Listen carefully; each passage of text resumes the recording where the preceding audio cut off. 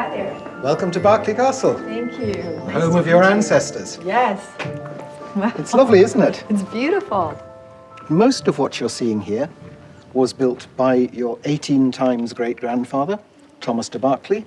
Oh, built by him. A lot of this was built by him. Wow. Okay. This is the Berkeley Arch, which we will go through. Okay, looks a little scary.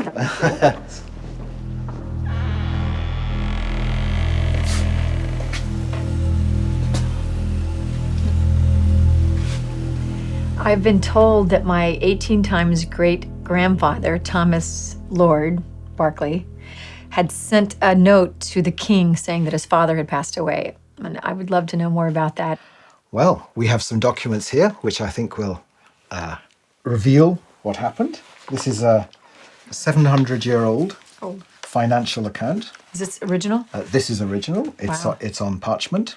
This is in Latin, of course, which was the usual written language of the time. This is a list of the expenses in the castle, and it's this bit here that is particularly interesting. And what I'm going to do is I'm going to give you a translation of that. For the Lord's expenses in Berkeley Castle for 22 weeks from the day after All Saints until the 5th of April, which was Palm Sunday this year, on which day the father of the king came at dinner time. That's correct. I'm confused. Why isn't the father of the king if he's still alive? It's very odd indeed, isn't it, in a hereditary monarchy? Right. Because the father should be the king. Shall we just look at one other Yes, please. manuscript, which will just give us an idea. This is from 1327, and this is the bit that is particularly revealing. And again, we have a translation here.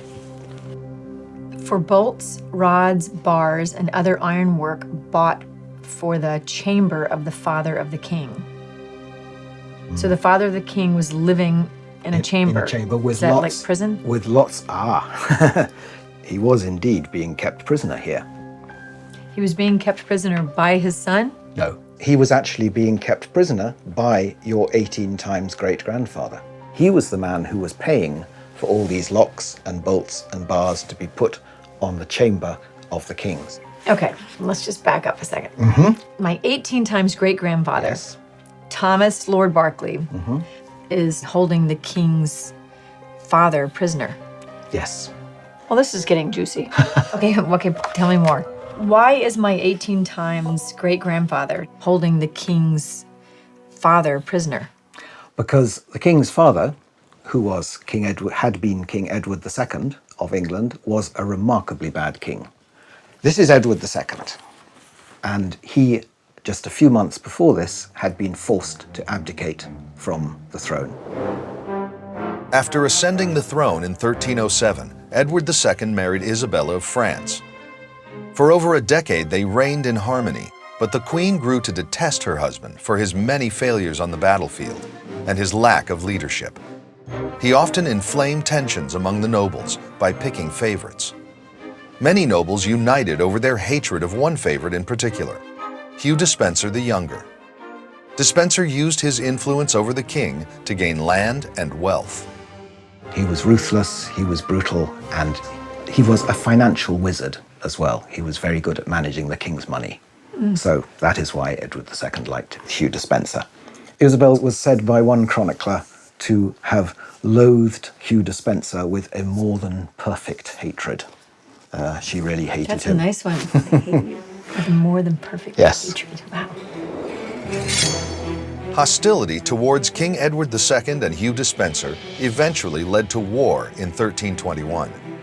Queen Isabella took up arms against her husband and joined forces with Roger Mortimer, a nobleman with whom she allegedly had an affair. Then, in 1327, the pair overthrew the king. And so Roger Mortimer seized power for himself during the next few years. So Mortimer, I feel like that was in my family tree somewhere. You're absolutely right. Here you have your family tree. And look at the top, Thomas Lord Berkeley. So this is my 18 times great-grandfather. That is your 18 And times he- great-grandfather. Was he married to Margaret Mortimer? Yes, and Margaret Mortimer was the daughter of Roger Lord Mortimer. Okay. All right. Wow. So my 18 times great-grandfather, Thomas de Berkeley, married Margaret Mortimer, which makes her my 18 times great-grandmother. And this marriage between Thomas and Margaret makes Roger Mortimer, the guy who was allegedly the Queen's lover, my 19 times great-grandfather.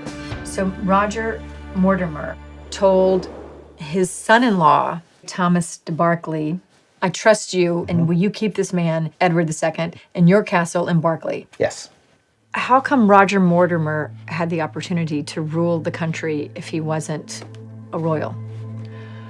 Well, nominally the king was Edward III, but he was still a boy. He was only 14. Oh. So you have Isabel, in effect, ruling the country until he comes of age. Mortimer has great influence over her, and there is an element of military coup about this. Okay, did Hugh Despencer ever try to get Edward II out? Hugh Despencer himself did not try to get Edward II out, because if you look carefully at this drawing, what you have here is Mortimer and Isabel at the front. During the Revolution, Hugh Despencer was executed. This is Hugh Despencer the Younger being put to a very, very unpleasant death.